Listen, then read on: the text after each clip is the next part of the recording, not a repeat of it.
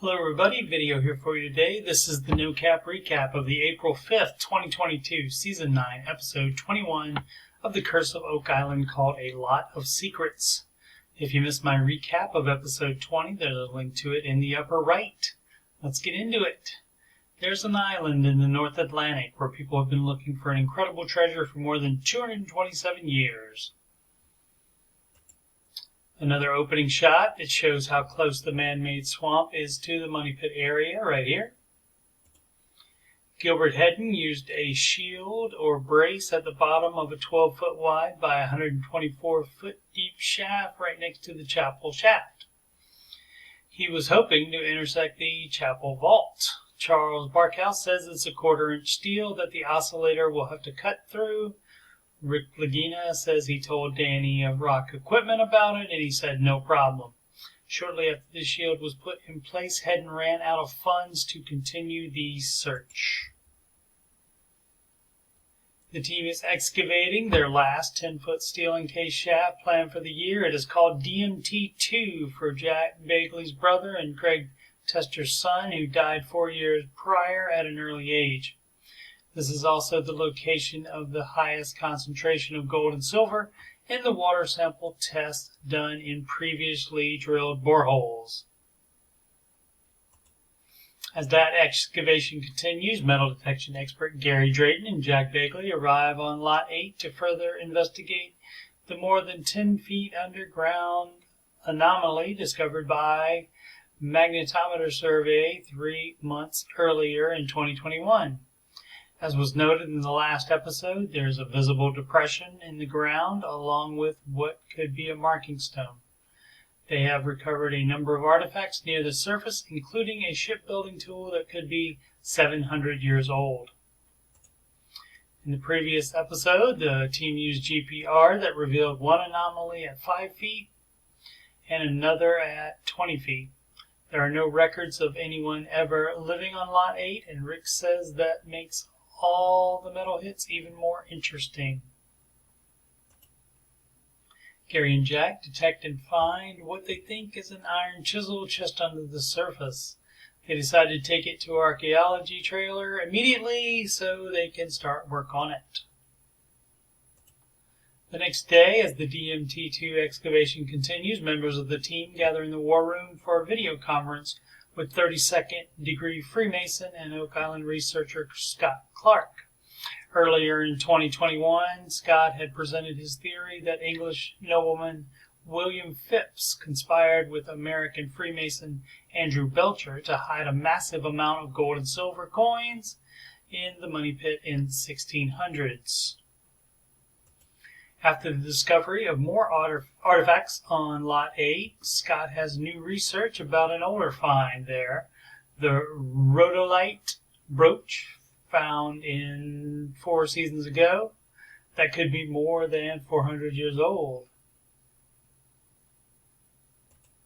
Scott now thinks it's a stone from a rare Masonic high priest's breastplate, which had 12 stones representing the 12 tribes of Israel. Here he shows the garnet photoshopped in place to show the similarity. He believes that Mason High Priest M.R. Chappell, son of William Chappell, that drilled into the vault that now bears his name, wore the breastplate to carry out a Masonic ritual involving the Ark of the Covenant. He goes on to say that every year a ritual is held on the Day of Atonement, deep underground in a room with no windows or doors and 9 wooden arches that is similar to accounts of the money pit having 9 layers of wooden beams every 10 feet, down to 90 feet. Rick says they will follow up on the theory out in the field. They had already applied for a heavy equipment dig on Lot 8. They apparently got the permit because the next day, Marty Lagina drives a backhoe onto Lot 8, joining other members of the team there. It turns out they have been allowed to dig to 5 feet to uncover the first GPR anomaly.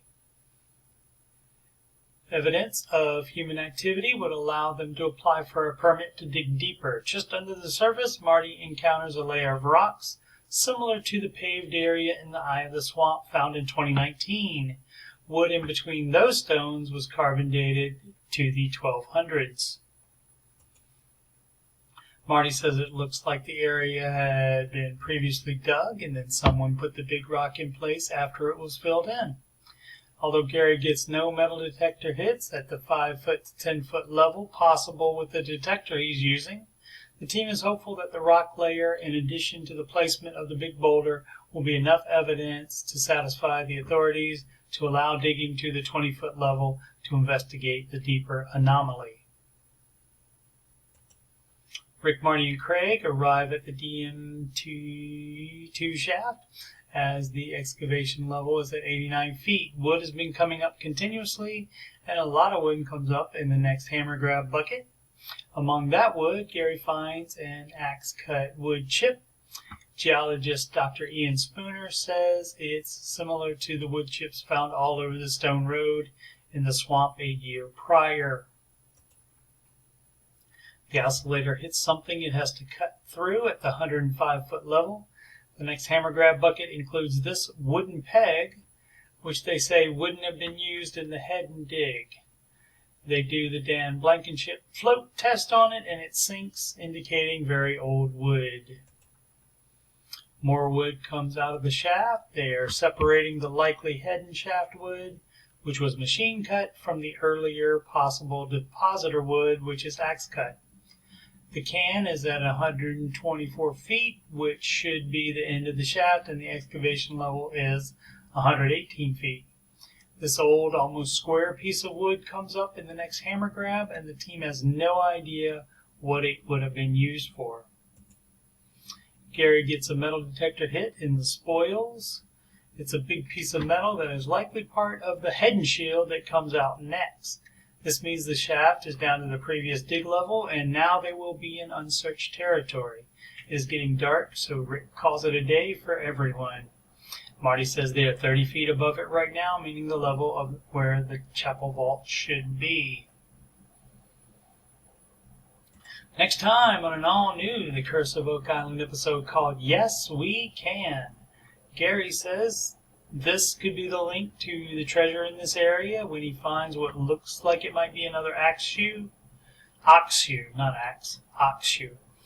A presumed researcher says he never in a million years expected to find a link to Portugal and to the Knights Templar. Rick says that's astounding. The hammer grab brings up this piece of wood, and Rick says we've caught a piece of this vault. In a different preview, this perhaps parchment or very thin metal is shown as the words, "This shouldn't be down there," are spoken.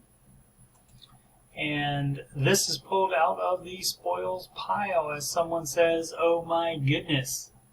And I cannot tell what that is at all. I don't know, is that like metal, like a latch or something like that? Interesting.